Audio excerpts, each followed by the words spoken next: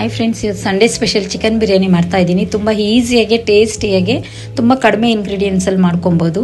ಇದು ಹೇಗೆ ಮಾಡೋದು ಅಂತ ನೋಡೋಣ ಬನ್ನಿ. ಇದಕ್ಕೆ ಬೇಕಾಗಿರುವಂಥ ಇಂಗ್ರೀಡಿಯೆಂಟ್ಸು ಸ್ವಲ್ಪ ಚಕ್ಕೆ, ಲವಂಗ, ಹಾಗೆ ಹಸಿಮೆಣಸಿನ್ಕಾಯಿ, ಸ್ವಲ್ಪ ಸೋಂಪು, ಕಸ್ತೂರಿ ಮೆಂತಿ, ಶುಂಠಿ ಬೆಳ್ಳುಳ್ಳಿ ಪೇಸ್ಟು, ಹಾಗೆ ಸ್ವಲ್ಪ ಚಕ್ಕೆ ಲವಂಗ ಪುಡಿ ಮಾಡ್ಕೊಂಡಿದ್ದೀನಿ. ಹಾಗೆ ಹೋಲ್ ಸ್ಪೈಸಸ್ಸು ತೊಗೊಂಡಿದ್ದೀನಿ. ಹಾಗೆ ಒಂದು 2 ಕಪ್ಪು ಮೊಸರು ತೊಗೊಂಡಿದ್ದೀನಿ. 1 kg ಚಿಕನ್ಗೆ 2 ಕಪ್ಪು ಮೊಸರು ಹಾಕ್ತಾಯಿದ್ದೀನಿ ನಾನು. ಸೊ 1 kg ಚಿಕನ್ ತೊಗೊಂಡಿದ್ದೀನಿ.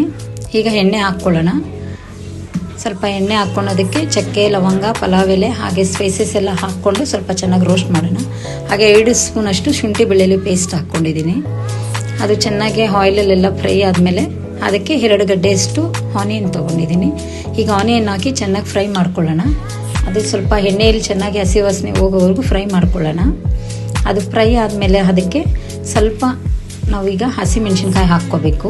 ಸ್ವಲ್ಪ ಹಸಿಮೆಣ್ಸಿನ್ಕಾಯಿ ಹಾಕಿ ಸ್ವಲ್ಪ ಚೆನ್ನಾಗಿ ಫ್ರೈ ಮಾಡ್ಕೊಬೇಕು. ಹಾಗೆ ಸ್ವಲ್ಪ ಅದು ಫ್ರೈ ಆದಮೇಲೆ ಟೊಮೊಟೊ 4 ಟೊಮೊಟೊ ತೊಗೊಂಡಿದ್ದೀನಿ. ಟೊಮೊಟೊ ಪೇಸ್ಟ್ ಮಾಡಿ ಹಾಕ್ಕೋಬೇಕು.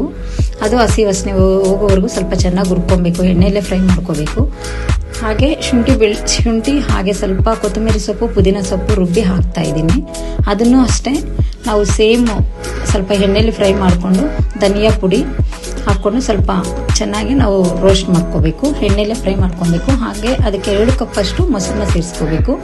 ಮೊಸರು, ಧನಿಯಾ ಪುಡಿ ಎಲ್ಲ ಹಾಕಿ ಸ್ವಲ್ಪ ಮಿಕ್ಸ್ ಕೊಡಬೇಕು.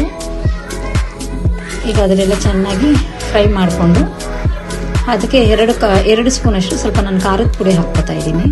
ಅಚ್ಚ ಖಾರದ ಪುಡಿ ಹಾಕಿ ಸ್ವಲ್ಪ ಮಿಕ್ಸ್ ಮಾಡೋಣ, ಸ್ವಲ್ಪ ಚೆನ್ನಾಗಿ ಹುರ್ಕೊಳ್ಳೋಣ. ಅದಾದಮೇಲೆ ಚಿಕನ್ ಹಾಕ್ಕೋತಾ ಇದ್ದೀನಿ. ನಾನಿಲ್ಲಿ 1 kg ಚಿಕನ್ ತೊಗೊಂಡಿದ್ದೀನಿ ಫ್ರೆಂಡ್ಸ್. ಚಿಕನ್ ಸ್ವಲ್ಪ ಮಸಾಲೆ ಎಲ್ಲ ಇದಾಗುವಾಗೆ ನಾವು ಮಾಡ್ಕೊಬೇಕು.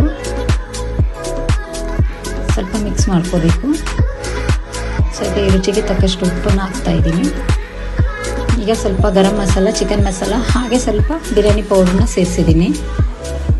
ಇದೆಲ್ಲ ಚೆನ್ನಾಗಿ ಮಿಕ್ಸ್ ಮಾಡಿ ಅದಾದಮೇಲೆ ಸ್ವಲ್ಪ ಕುದಿಯೋಕ್ಕೆ ಬಿಡಬೇಕು. ಸ್ವಲ್ಪ ಚಿಕನ್ ಎಲ್ಲ ಇದಾಗುವಾಗೆ ಕುದಿಯೋಕ್ಕೆ ಬಿಟ್ಟು ಅದಾದಮೇಲೆ ಅದಕ್ಕೆ ಎಷ್ಟು ಬೇಕೋ ಅಷ್ಟು ನೀರನ್ನು ಸೇರಿಸಿ ಕುದಿಯೋಕ್ಕೆ ಬಿಟ್ಟಿದ್ದೀನಿ. ಸ್ವಲ್ಪ ಇಲ್ಲಿ ನಾನು ಪೆಪ್ಪರ್ ಪುಡಿ ಹಾಕಿದ್ದೀನಿ. ಅದಾದಮೇಲೆ ಅಕ್ಕಿ ಹಾಕ್ಕೊಂಡು ಅಕ್ಕಿನ ಚೆನ್ನಾಗಿ ಮಿಕ್ಸ್ ಮಾಡಿ ನಾನು 1 ವಿಸಿಲ್ಗೆ ಇಡ್ತಾಯಿದ್ದೀನಿ.